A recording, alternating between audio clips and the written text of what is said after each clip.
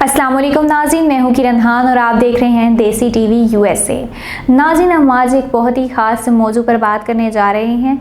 उम्मीद करती हूँ हमारा आज का प्रोग्राम आपको बहुत ही पसंद आएगा।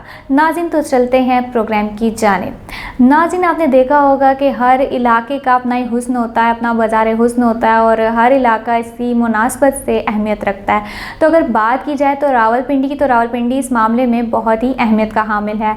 रावलपिंडी का बाज़ार हुस्न अपनी खूबसूरती की वजह से बहुत जाना और माना जाता है। आज हम बात करेंगे रावलपिंडी के बाज़ार हुस्न के हवाले से कि ज़माना कदीम में रावलपिंडी इतना ही खूबसूरत था या फिर हकीकत इसके बरक्स है। आए इसी हवाले से बात करते हैं। पोठोहार की तारीख में मौसीकी और रक्स की रवायात कदीम हैं। टेक्सास से जो नवादरात हासिल हुए, इनमें ढोलक, दफ, झांझ, करताल, तार के साज, इकतारा, वेनार, बांसुरी भी शामिल हैं। पानीनी जैसे संस्कृत के पहले माहिर सरफनो होने का एजाज़ हासिल है। वो इस इलाके की मौसीकी का जिक्र करते हुए लिखता है कि रक्स पर दो मबसूत मुकाले सालाहिन और करसासोन ने लिखे थे, जबकि एक और मुहक्किक का ख्याल है कि खुद पानीनी ने भी मौसीकी पर एक किताब लिखी थी। नाज़रीन, तो आपने देखा कि ज़माना कदीम में मौसीकी को इतनी अहमियत हासिल थी कि लोग इस पर किताबें लिखा करते थे। 300 कबले मसीह में लिखी जाने वाली किताब पाली टीका में लिखा है कि 480 कबले मसीह में गौतम बुद्ध के दो चेलों ने टेक्सला में एक नाटक देखा था जिसमें संगीत भी हुआ करते थे। पोठोहार में होने वाले सांग शायद इसी रवायात का हिस्सा मालूम होते हैं, जो इस बात का सबूत है कि पोठोहार में नाच, गाने और नाटक वगैरह हज़ारों साल से होते चले आ रहे हैं। बरसगीर में रक्स और मौसीकी का नाम आते ही लखनऊ की तवाइफों का जिक्र भी आता है। नाज़रीन, बाज़ार हुस्न में रक्स और मौसीकी को तो बहुत ही अहमियत हासिल है और रक्स और मौसीकी की तो हमने बात कर ली। तो अब बात हुई है नाटक की। तो ज़माना कदीम में नाटक भी बहुत देखे जाते थे। मुख्तलिफ मकामात पर नाटक के लिए एक प्लेटफॉर्म बनाया जाता था जहां स्टेज पर कुछ लोग जमा होते थे और एक नाटक तैयार किया जाता था जिससे बहुत से लोग लुत्फ़अंदोज़ होते थे। साथ ही यहाँ पर बात की जा रही है तवाइफ की।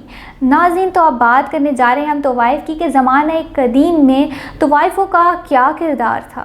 बरसगीर में रक्स और मौसीकी का नाम आते ही लखनऊ की तवाइफों का जिक्र आता है, जहां तवाइफ के कोठे पर नवाब साहबान और इनकी आल औलाद तहजीब और ज़बान की सीढ़ियाँ चढ़ने आया करती थी। उर्दू की पहली साहिब दीवान शायरा मालिका बाई चंदा भी एक तवाइफ ही थी, लेकिन जब अंग्रेज़ दौर आया तो तवाइफ को असमत फ़िरोश कहकर इनकी तज़लील की गई, जिससे रोज़ बरोज़ ये तबका ज़वाल पजीर हुआ। रावलपिंडी की तश्कील 18वीं सदी में शुरू होती है और ये शहर कस्बे से शहर में तब्दील होना शुरू होता है। तो इसके साथ ही जर्नील सड़क पर अहम पड़ाव होने की वजह से ये तिजारती काफ़िलों की एक अहम सराय भी करार पाता है, जिसकी वजह से यहाँ नाच गाने का रवाज फ़िरोग पाने लगता है।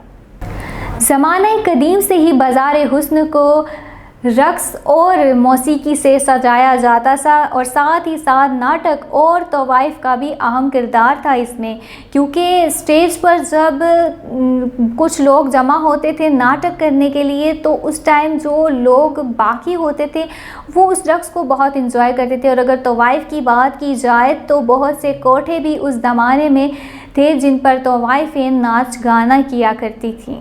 1814 में रंजीत सिंह ने रावलपिंडी को तख्ते लाहौर के मातहत कर दिया, लेकिन मरी और मोहलिका पहाड़ी इलाकों के लोगों ने मज़ाहमत की, जिसकी वजह से ये इलाका कश्मीर के राजा गुलाब सिंह को बतौर जागीर दे दिए गए। इस दौर में अगरचे रावलपिंडी लाहौर के मातहत था, लेकिन यहाँ गुलाब सिंह का सिक्का भी चलता था और इसी की निस्बत से राजा बाज़ार कायम हुआ। सर्दियों में श्रीनगर के राजा समेत उमरा रावलपिंडी आकर ठहरे थे। सिखों के इक़्तिदार का खात्मा इस वक्त हुआ जब 14 मार्च 1800 49 को छतर सिंह और शेर सिंह की क़यादत में सिख फ़ौज ने रावलपिंडी में हथियार फेंक दिए। कहा जाता है कि अंग्रेज़ फ़ौज ने शहर पर कब्ज़ा किया और इसकी फ़ौज लियाकत बाग में हैमाजन हुई तो इन्होंने जिनसी भूख मिटाने के लिए एक तूफ़ान बर्पा कर दिया था।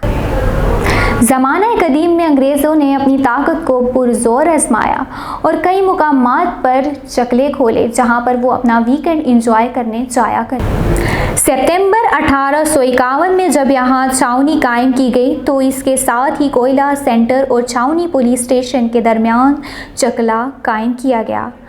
बाद में जब कैपिटल सिनेमा बना तो गोरे वीकेंड पर रक्स व सरूद की महफिलें सजाते थे। वापसी पर चूँकि वो इसी चकले के पास से गुजरते थे तो इसलिए लड़ाई झगड़े मामूल बन गए, जिसकी वजह से चकले को सिटी पुलिस स्टेशन के अकब में मुंतकिल कर दिया गया, जहां पहले ही शराबखाना और अफीम मौजूद थे।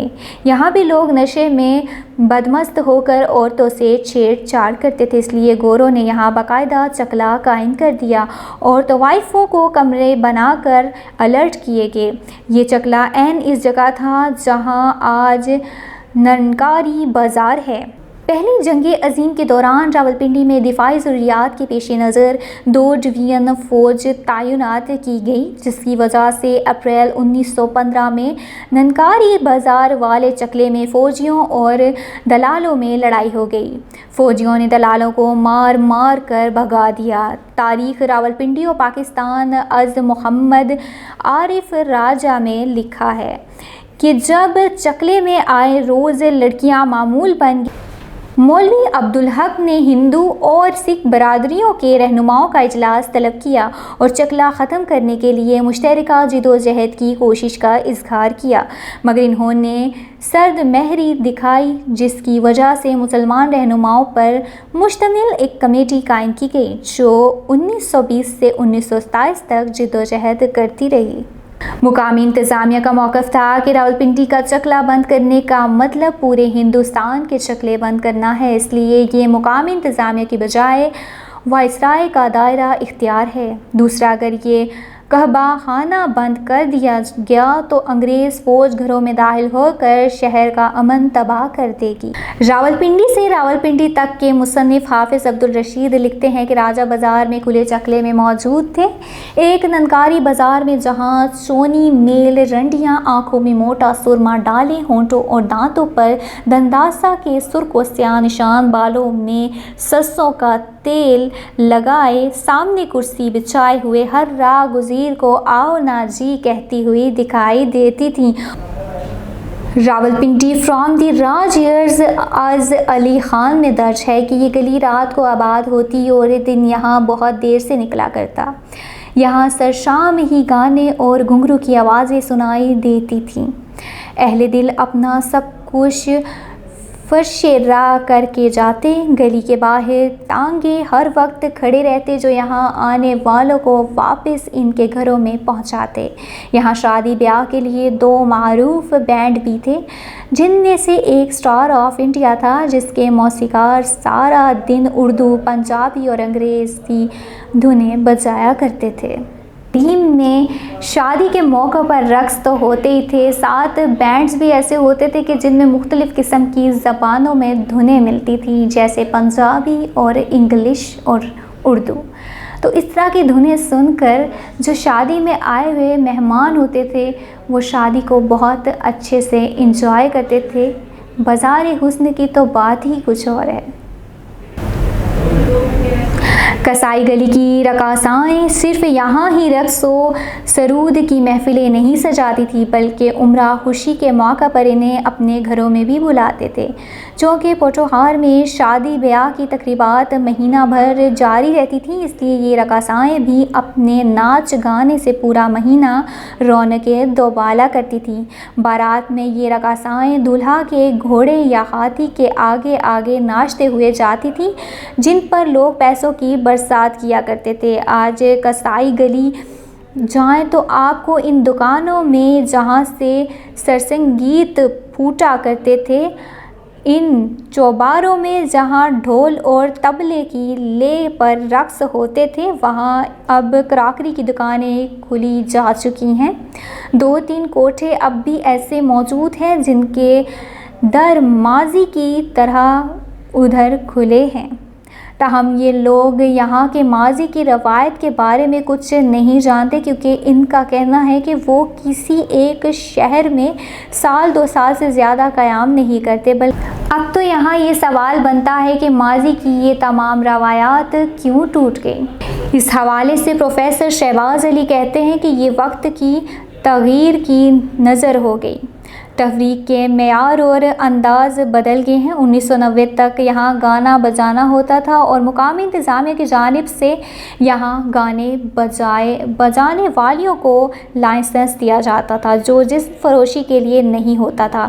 ان کے اوقات بھی مقرر تھے، جو شام 7 سے رات 10 بجے تک تھے۔ اس کے بعد پولیس آ کر سیٹیاں بجاتی تھی کہ ان کا وقت ختم ہو گیا ہے۔ اسی نسبت سے ٹائم لگانے کی اصطلاح مشہور ہوئی۔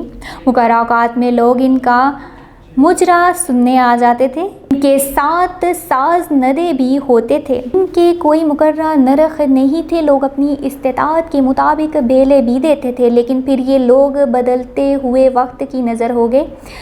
جن کے اپنے کوٹھے تھے انہوں نے دکانداروں کے ہاتھوں فروخت کر دیے اور جو کرائے پر تھیں وہ چھوڑ گئیں۔ ساز ندوب نے بھی اپنے پیشے بدل دیے۔ اب یہ تاریخ کا ایسا باب ہے جس کے کواڑ ماضی کی جانب ہی کھلتے ہیں۔ ناظرین، تو آج آپ نے دیکھا راولپنڈی کا بازار حسن کیسا تھا۔ زمانہ قدیم میں بازار حسن میں کتنی رونقیں تھیں اور اب وہ ساری رونقیں آہستہ آہستہ ختم ہو گئی۔ ناظرین، کسی بھی بازار کا حسن وہاں کی موسیقی سے، وہاں کے رقص سے لگایا جا سکتا ہے، لیکن ناظرین اگر بات کی جائے موسیقی کی تو یہاں ہر دوسرا بندہ ہی موسیقی میں ماسٹر ہے۔ آج کل آپ نے دیکھا ہی ہوگا کہ ہر دوسرا بندہ سنگنگ کا شوق رکھتا ہے، اور ہمارے یہاں پر زیادہ سے زیادہ لوگ سنگنگ کے شعبے سے وابستہ ہیں، کیونکہ ہر دوسرے انسان کا شوق ہے گنگنانا۔ تو ناظرین، یہ ایک ہمارے جو معاشرے میں سنگنگ کا جو کانسیپٹ ہے یہ زمانہ قدیم سے ہی چلتا آ رہا ہے، جس کو نسل در نسل فروغ دیا جا رہا ہے۔ اسی کے ساتھ مجھے دیجیے گا اجازت۔ اللہ حافظ۔